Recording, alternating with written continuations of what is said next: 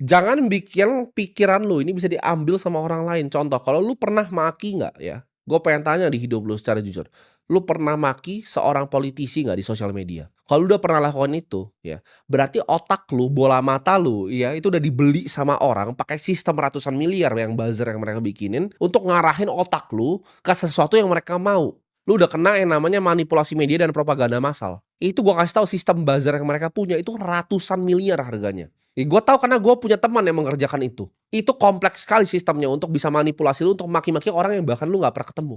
Lu fokus lakuin sesuatu yang bisa benefit dunia ini dalam skala yang besar, makin besar value yang lu bikin di dunia ini, makin besar yang akan lu hasilkan.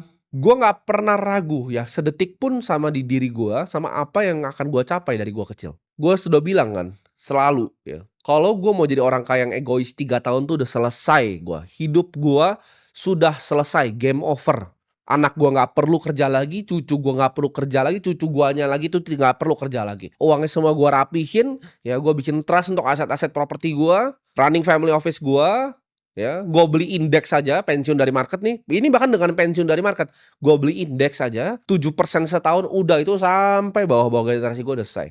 Satu pun ya yang hidup di negara ini nggak ada yang pernah akumulasi aset lebih cepat dari gua. Ini bikin sendiri ya, bukan anak orang kaya ya, bikin sendiri. Nggak ada yang pernah akumulasi aset lebih cepat dari gua. Selama 10 tahun ini. Tujuan gua, ya gue pengen bantu kalian semua keluar dari sistem keuangan busuk ini, supaya kita bisa bikin revolusi sistem moneter yang baru. Gue di sini nggak datang sebagai guru, ya. Gue datang sebagai tahanan, ya. Gue sama kayak lu semua dulu tahanan yang udah lolos, yang pengen bukain mata lu. Dan di sini gue pengen tanya sama lu, sampai kapan lu mau nunduk? Ya, hidup nunduk terus gitu. Padahal lu semua, gue yakin itu dilahirkan untuk berdiri di panggung sejarah.